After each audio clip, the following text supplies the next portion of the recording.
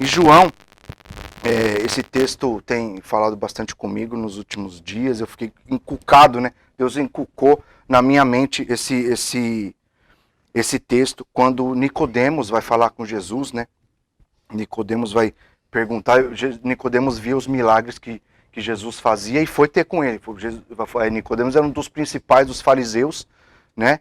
E ele via os milagres que Jesus estava fazendo e falou, preciso falar com esse cara, porque alguma coisa está acontecendo com ele que não está acontecendo aqui conosco, os fariseus, né? Imagina a mente de Nicodemos. E pulando essa parte, toda essa história de Nicodemos, o importante é o que Jesus falou para ele. Como eu estava comentando com o pastor André, comentei com alguns irmãos, que eu tenho meditado, fazendo um estudo nas palavras de Jesus. O que Jesus disse? A palavra tem vários outros autores, mas as de Cristo são as mais importantes. Os outros autores falavam de Cristo, da mensagem de Deus que representa Cristo. Mas às vezes a gente esquece, porque muitas vezes a palavra de Jesus era dura também. E Jesus disse para Nicodemos no versículo 3 do capítulo 3 do Evangelho segundo João.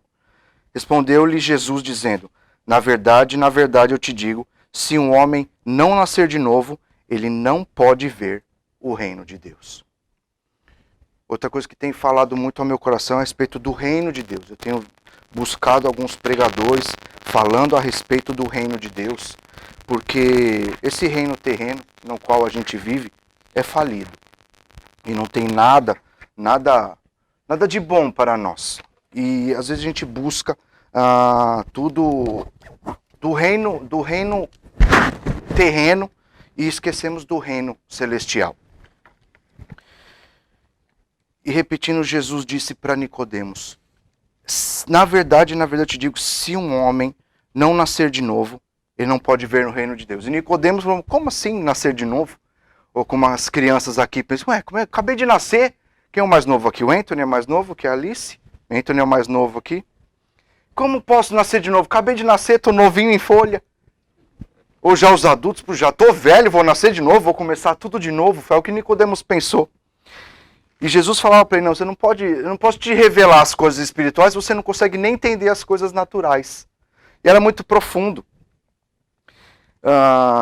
Quando nascemos do Espírito, como Jesus vai dizer no versículo 5 e 6 aí na sequência, Jesus respondeu, na verdade eu te digo, se um homem não nascer da água e do Espírito, ele não pode entrar no reino de Deus. O que é nascido da carne é carne, o que é nascido do Espírito é Espírito. Nós precisamos nascer de novo. Nascer da água com o batismo e nascer de novo no Espírito Santo. Amém? Isso precisa estar, irmãos, incutido em nossas mentes e em nosso coração. Nós precisamos nascer de novo.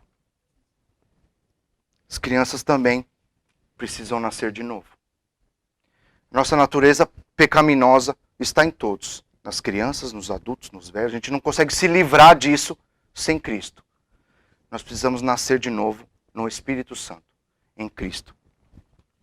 Quando nós nascemos de novo, esse novo nascimento do Espírito Santo nos dá o poder de nos julgar a nós mesmos. O mundo não tem esse poder.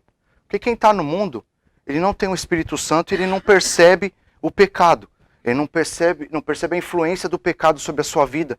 Estão lá vivendo suas vidas, que eu estava vendo o pastor Paulo Júnior ontem, ele falando, como é que eu não consigo, ele falando assim que ele não consegue imaginar, né, como um cristão e vivendo uma vida de cristão, como é que a pessoa no mundo tem uma perspectiva. Por isso que a gente vê tantas pessoas se suicidando cada vez mais, porque a vida com Cristo é difícil, no mundo tereis aflições, Jesus nos disse. Imagina sem Cristo. Pensa, você baseia a sua vida com Cristo, a gente passa as tribulações, sofrimentos, procura colocar toda a nossa fé, nossa esperança em Deus. Imagina quem não tem essa esperança. E Deus nos dá quando nós nascemos do Espírito Santo, nascemos de novo do Espírito Santo, no Espírito, Deus nos dá, o Espírito Santo nos dá esse poder de nos julgar.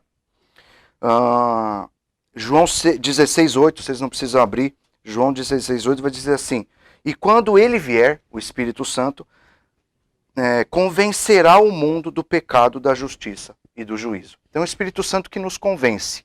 O mundo não tem isso, porque é o Espírito Santo que convence. E aí a gente vai lá para 2 Coríntios, que a gente até estava falando semana passada na ministração da ceia, 2 Coríntios 11, 1 Coríntios 11, aliás.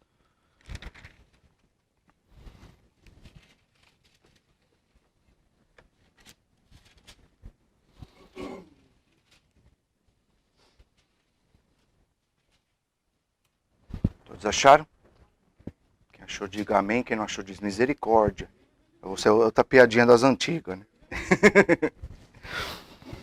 E o texto no verso 29, né, que já o Paulo fala a respeito da ceia e concluindo, ele fala: porque aquele que come e bebe indignamente, come e bebe condenação para si mesmo, não discernindo o corpo do Senhor.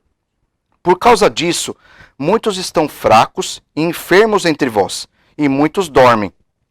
Porque, se julgássemos a nós mesmos, não seríamos julgados. Então, o Espírito Santo nos dá esse poder, nos convence do pecado, da justiça e do juízo, e nós temos o poder de nos julgar, como Paulo diz. De nos julgar, como é ministrado na ceia, que nós fazemos mensalmente. Se nos julgar, nos analisar, nos avaliar e ver como é que está o nosso andar com Cristo.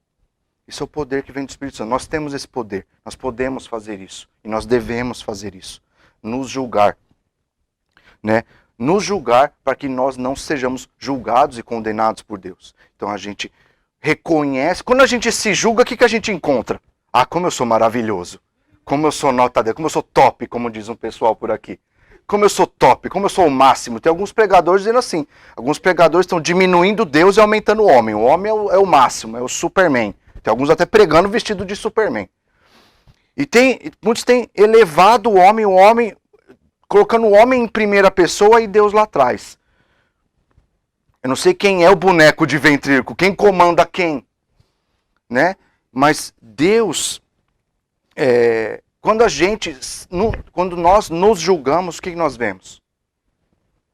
Pelo Espírito Santo. Quando a gente se olha perante Deus, não comparando com o outro, com o nosso vizinho, com aquela pessoa que a gente não gosta. Quando a gente se compara com aquele que a gente não gosta, a gente é o máximo mesmo.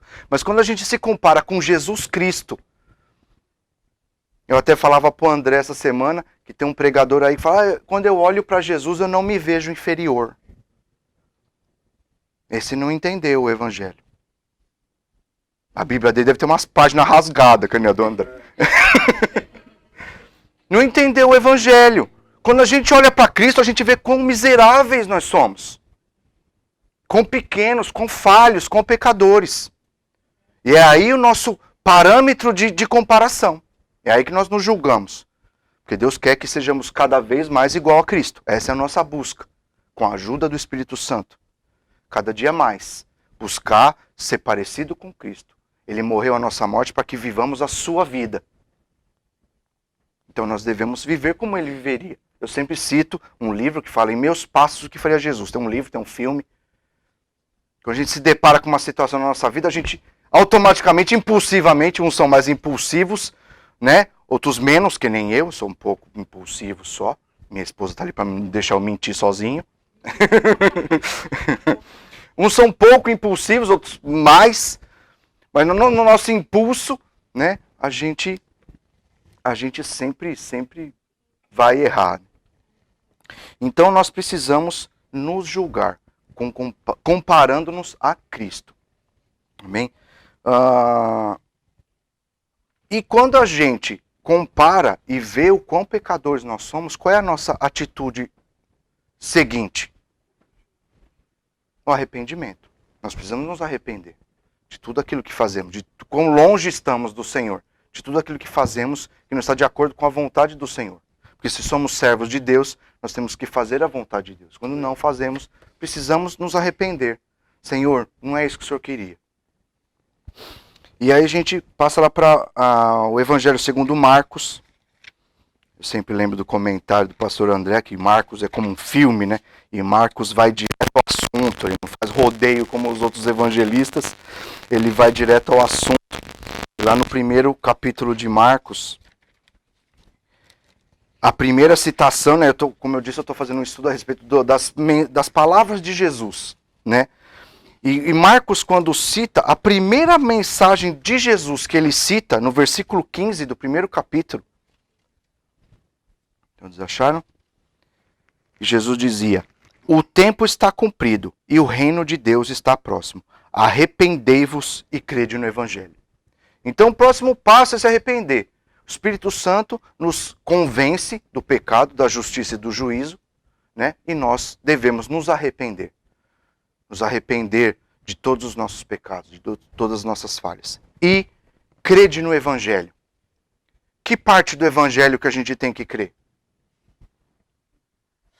O Everton falou, até naquela que dói, né? Geralmente dói toda a parte. Cada parte do Evangelho vai bater de frente com o nosso eu, com a nossa carne. Todo o Evangelho. A gente não pode escolher um pedaço do Evangelho para a gente crer. A gente não pode escolher um pedaço da palavra de Deus para crer. Tem alguns hoje em dia dizendo que tem que atualizar a Bíblia. Isso é uma heresia, ele vai cobrar muito caro. Deus vai cobrar muito caro de quem disse isso. E levando multidões ao erro. Atualizar a Bíblia. Como dizem alguns, né? Alguns pregadores, até o Billy Graham, acho que foi o primeiro que falou isso, que a Bíblia é mais atual do que o jornal de amanhã. Não tem que atualizar a Bíblia, a gente tem que viver a Bíblia. Viver a palavra de Deus. Porque é a vontade de Deus. Eu sempre falo do servo, eu gostava de uma expressão que se falava muito antigamente, o servo que não serve, não serve. Quem já ouviu isso? O servo que não serve para nada. Nós somos servos do Senhor. Se a gente não serve ao Senhor, se a gente não dá fruto, a palavra diz que para lançar no fogo. Lançar no fogo o que é? É o inferno. Então nós temos que dar frutos, temos que servir ao Senhor. E todo o Evangelho, toda a palavra de Deus, a palavra diz sobre ela própria que toda a palavra é inspirada por Deus. Toda a palavra nós precisamos meditar, estudar. Alguns falam, não prego o Antigo Testamento porque está fora de moda. É porque é duro o Antigo Testamento. Como eu já compartilhei com os irmãos, estou estudando o livro de Jeremias, enquanto a gente lê o Novo Testamento, eu tenho estudado o livro de Jeremias, e é denso, né? O Jeremias, Isaías, os profetas, né? É Deus apertando o povo e mostra a dureza do coração do povo. Mas Deus sempre com amor. A palavra de Deus, mesmo no Antigo Testamento, é muito atual. Se a gente analisa o povo de Deus no Antigo Testamento, analisa o povo hoje, toda a terra, tanto, mesmo até cristãos e não cristãos, é o mesmo. A raiz, o mal do homem continua sendo o mesmo. O orgulho, né? Querer ser maior do que Deus, ou querer ser igual a Deus, né? Então não podemos rejeitar nenhum trecho do Evangelho, nenhum trecho da palavra do Senhor. E eu queria que vocês imaginassem, enquanto vocês abrem no Evangelho de Lucas, no capítulo 5, eu queria que vocês imaginassem, creio que todo mundo já viu na televisão aquelas imagens das crianças na África, sem nenhuma roupa, ou com bem poucas roupas, bem rasgadas. Vocês conseguem ver a calça da Suede? Levanta a Suede, por favor. Que todo mundo veja a sua calça. A calça da Suede. É só um exemplo, irmão. Não tenho nada contra a calça rasgada. Mas eu tenho... Uma vez eu ministrei na outra igreja, eu peguei uma foto de uns menininhos africanos com as camisetas todas rasgadas. Tinha mais buraco do que camiseta. E serve para ilustrar. Então eu queria que vocês imaginassem. Eu creio que todos já viram, se a maioria pelo menos já viu essas fotos das crianças. E no Nordeste brasileiro também tem. E triste, mas é verdade. E lá na África tem, e outros, na China. Tem tantos lugares nesse mundo que tem povos muito, muito, muito pobres. Você imagina aquela roupa toda rasgada. E aí Jesus fala, todo mundo abriu no texto, menos eu. Lucas 5.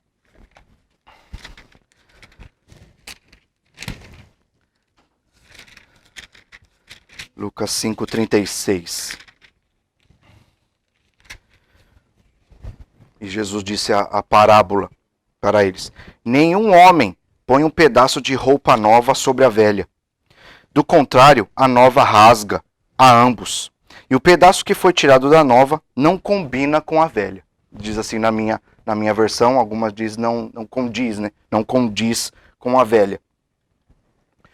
Nessa nova vida, nessa vida que Cristo nos deu, não tem espaço para um remendo. Nessa nova vida, no Espírito Santo, é uma nova vida. É nascer de novo, é começar de novo. Não é um remendo em roupa velha. Porque imagina essa roupa que você imaginou, a calça da suede. Daqui a calça da suede é nova com rasgo proposital, mas pensa num pano muito velho, que só você pegar nele, ele desmancha. E você pega uma roupa nova, você não recebeu um pedaço de pano novo, você recebeu uma roupa nova, uma camiseta nova. Pensa nessa que você comprou essa semana, novinha. Aí você vai lá, corta com a tesoura um pedaço dessa nova, bem da barriga, assim, bem no meio, e costura naquela toda rasgada. Faz sentido? Nenhum sentido. Além de ridículo e absurdo, não combina. Então, essa nova vida no Espírito Santo que Cristo garantiu para nós na cruz, não dá para tirar um pedacinho dessa nova vida e colocar na nossa vida velha, feia e suja. Ele nos dá uma roupa totalmente nova. E é essa que Ele quer que a gente vista. Não dá para a gente chegar para Deus, Senhor, eu quero entrar no seu reino. Mas eu já trouxe todos os meus planos aqui, eu entrego para o Senhor dá um jeitinho de cumprir os meus planos. Minha vida está toda rasgada com essa roupa, mas eu só quero um remendinho nessa parte aqui. Minha parte financeira tá boa, minha parte matrimonial tá boa, mas eu tô com uma dor aqui nas costas que tá me matando. O Senhor só cura essa dor nas costas, o resto o Senhor deixa. Não precisa mexer. Ou ao contrário, eu tô bem de saúde, tô bem no casamento, mas eu tô ganhando muito mal, Senhor. Preciso de mais dinheiro. Preciso de mais dinheiro, Senhor. O resto o Senhor só me dá dinheiro, que o resto eu me viro. Eu já vi gente orando assim. E ainda conta para todo mundo. Eu oro pedindo muito dinheiro para Deus. É só um remendo. É só um remendinho. Ele está contente com a vida dele. Ele sai, bebe uma cervejinha, senta na roda dos escarnecedores, aí vem na igreja no domingo, faz a fezinha e botou o remendinho na roupa velha. A palavra de Deus é dura, irmãos. Porque nós somos ruins. Com uma criança rebelde, o que a gente faz com uma criança rebelde? A gente só passa a mão na cabeça e fala, vai filho, vai. O que a palavra de Deus diz com a criança rebelde? Para apedrejar. A palavra diz para apedrejar, que as crianças que não obedecem para não ser apedrejadas, dizia no Antigo Testamento. Ou corrigidas com a vara. Não dá para passar a mão na cabeça. Eu não estou citando nenhuma criança, viu, gente? É só um exemplo. Nosso exemplo. Nós estamos todos errados. Não dá só, Deus não dá um passa a mão na cabeça e fala, vai filho, vai. Quando os religiosos pegaram a mulher em adultério e levaram ela para Jesus, e agora? A lei diz para apedrejar. Aí Jesus falou, que atire a primeira pedra quem não tem pecado. E a partir dos mais velhos e mais sábios, eles foram se afastando. Se afastaram, afastaram-se todos e a mulher ficou. E o que Jesus falou? Pode ir, segue a sua vida. Foi isso que ele falou para ela? Vai e não peques mais. É isso que Deus quer de nós. Troca a roupa, filho. Pega essa roupa nova que eu te dou. Deixa essa rasgada de lado. Não dá para pôr um remendinho nessa roupa velha.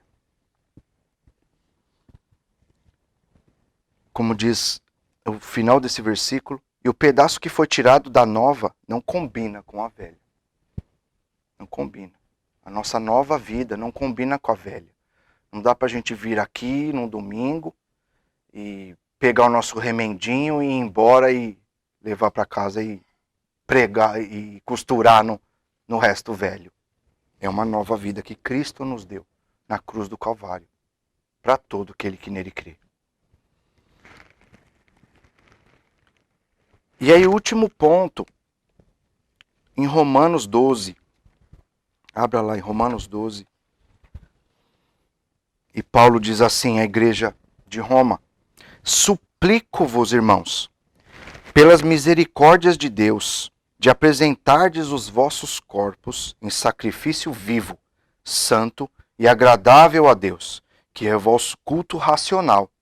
Lembra que eu falei do começo? Da razão ao invés da emoção?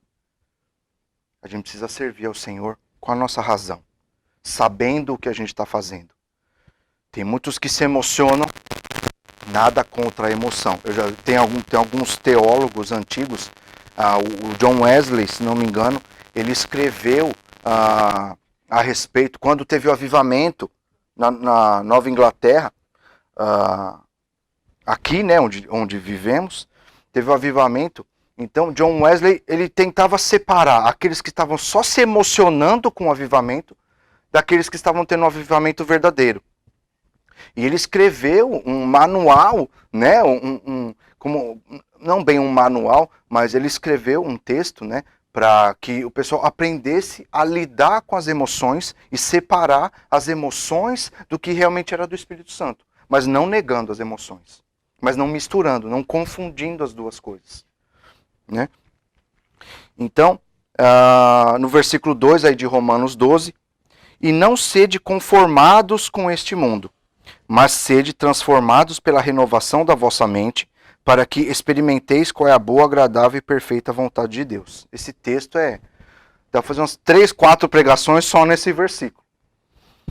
E não sede conformados com esse mundo. Esse conformado é não pegar a forma, que a gente não tem a forma do mundo, mas a forma de Cristo. É o contrário. É a contramão do mundo. O mundo faz de um jeito, a gente faz diferente. Não dá pra gente se adequar ao mundo. A gente se adequa ao mundo e eu tenho muitos, antigamente, um dia eu estava conversando com o André, antigamente chamado de, né, depois dos protestantes veio os crentes, depois cristãos, que também é um termo antigo, né, evangélicos, e já tem um pessoal que fala, eu vou na igreja. Nem tem um termo ele consegue, né? Nenhum grupo ele consegue se encaixar. Eu vou na igreja, eu estou indo na igreja. Os crentes 6 horas por mim. Não sede conformados com o mundo. A nossa forma é aquela que Cristo quer de nós. É a forma de Cristo, não do mundo. Mas sede transformados pela renovação da vossa mente. Transformados por aquilo que Cristo tem para nós. Para que experimenteis qual é a boa, agradável e perfeita vontade de Deus. Voltando no que eu falei no começo, a gente busca, né, e é o mal da nossa geração, do século passado e deste, é buscar as coisas materiais. A gente, por mais que a gente muitas vezes dobra o nosso joelho e fala com Deus e busca a vontade de Deus, quando a gente distrai, a gente está buscando os bens materiais. E a gente coloca toda a nossa força nisso. Isso não é para vocês, é todos nós, todo ser humano é assim. Esse mundo em que vivemos nos leva para isso a todo momento. Aqui onde nós vivemos, mais ainda. Esse capitalismo que impera, onde ninguém liga para ninguém, a não ser o dinheiro. Eu falava com o pastor André do cifrão que tem no olho das pessoas. Parece que elas não conseguem enxergar nada além do dinheiro. Parece que o dinheiro vem sempre antes. Tudo vem depois do dinheiro. Isso é muito vazio, é muito pouco. Isso é se conformar com o mundo. Conformar com o mundo. E a gente não se conformando com o mundo, transformando a nossa mente pela renovação, transformando pela renovação da nossa mente, nós poderemos experimentar qual é a boa, agradável e perfeita vontade do Senhor. Não há nada melhor para nossas vidas além da vontade do Senhor. Alguns pregadores dizem que nós temos que colocar Deus na parede e exigir aquilo que a gente quer. E a palavra de Deus diz que a gente nem sabe o que a gente quer. A gente não recebe porque a gente pede mal. A gente nem sabe pedir o que é bom para nós. A gente acha que sabe, mas não sabe. Então, irmãos, resumindo, eu vou encerrar uma mensagem breve, mas é profunda. E que eu espero que eu orava a Deus hoje cedo. E o Everton falou antes de começar, né, que essa palavra venha aos corações e que frutifique, né, a parábola do semeador, que essa palavra venha cair em boa terra, que frutifique, que inculque na nossa mente. Uma vez eu ouvia um pastor numa igreja que eu congreguei sempre falava que a gente vai na igreja no domingo e se abastece, mas será que esse abastecimento é suficiente para chegar no outro domingo? É um intervalo muito grande. Às vezes a gente já chega na segunda-feira vazio. A gente falava da segunda-feira. Às vezes a gente já chega, eu falei para os irmãos outro dia, a síndrome do fantástico, né? Chega domingo à noite, a gente já está agoniado pela segunda-feira. Mas é só segunda-feira. Para aqueles que confiam no Senhor, é só segunda-feira. Que Deus tem controle da segunda-feira, da terça, de todos os outros dias. Mas que a gente não fique só nesse momento com Deus aqui do culto no domingo. Que seja renovado a sua fé, a sua esperança na segunda-feira, cantando louvores ao Senhor, lendo a palavra do Senhor e meditando, praticando a palavra do Senhor, não se conformando com esse mundo, se arrependendo dos seus pecados todos os dias, se julgando a si mesmo, comparando com Cristo. O que Cristo faria nessa minha situação da segunda? Como Jesus acordaria segunda-feira de manhã? Lamentando, reclamando, como a gente faz? Será que Jesus levantava na segunda-feira? Ah, segunda-feira. Segunda-feira é dura. Será? Ou dar graça, como a Sueli falava de dar graça. Se a gente não chegar no final do dia, a gente só recebe pro dia seguinte o que a gente deu graças no dia anterior. É algo para a gente meditar. Então que nós possamos manter essa mensagem no nosso coração, buscando ao Senhor diariamente, todos os dias. Nascendo de novo todos os dias. Ou nos mantendo nascidos de novo e não voltando para trás. Julgando a nós mesmos, arrependendo-nos, colocando a roupa nova que Cristo nos deu, e não um remendo. Deus me deu essa mensagem no ano retrasado, eu creio, e Deus tem guardado ela na minha mente. Sempre Deus traz isso de volta à minha memória, à minha mente, o remendo. Ficou gravado na minha mente, eu queria que o Espírito Santo gravasse na mente de vocês também isso, porque é edificante. Eu lembro. Cada coisa que eu busco em Deus uma coisa e a outra eu faço do meu jeito. Por que isso aqui eu busco em Deus e aquilo eu faço do meu jeito? Todas as coisas nós precisamos procurar fazer do jeito de Deus. Amém? Espero que essa palavra tenha abençoado a sua vida e que Deus abençoe a todos. Vamos colocar em pé para fazer uma oração. E eu convido a cada um de vocês a orar, mediante a palavra, que a palavra de Deus nos disse, e que possamos voltar a nossa mente ao Senhor, a roupa nova que Ele nos deu, a não nos conformar com este mundo. Amém? Baixe a sua fronte, fale com Deus. Não espere que eu fale, mas que você fale com Deus, que você tenha a intimidade com o Senhor. Amém? Senhor, meu Deus e Pai, nós te agradecemos por esse tempo, Senhor Jesus. A tua palavra, Pai, veio falar aos nossos corações, ó Pai, E nós te agradecemos, ó Pai, porque somos necessitados da Tua palavra, Pai. Nós precisamos da Tua direção, ó Pai, todo o tempo, Senhor. Em todas as situações de nossas vidas, ó Pai, nós precisamos de Ti, Pai. Se nós tomamos o controle, Pai, não fazemos nada corretamente, Senhor. Se nós tomamos o controle, Senhor, nós não podemos alcançar a Tua boa, agradável e perfeita vontade, Senhor. Que o Senhor venha atuar em nossas vidas, ó Pai, com a Tua bênção, com a Tua graça, com a Tua misericórdia, com o Teu poder, com o Teu amor, ó Pai, com a Tua soberania, Pai, onipotência, onipresença e onisciência, Pai. O Senhor sabe de todas as coisas, ó Pai. E nós, Senhor, nós somos pequenos, falhos e necessitados, ó Pai. E nós precisamos de Ti. Precisamos que o Senhor venha guiar as nossas vidas, ó Pai. Hoje, amanhã, na segunda-feira e por toda a semana, Pai. Que possamos confiar em Ti, Pai. Entregar o nosso viver em Ti, Senhor. Para Ti, Senhor. E que o Senhor nos guie, Pai. E que o Senhor... venha fazer que a Tua vontade, Senhor, seja feita em nossas vidas, ó Pai. Em o nome de Jesus, ó Pai, nós te pedimos, ó Pai, e nós já te agradecemos, ó Pai. Em nome de Jesus. Amém.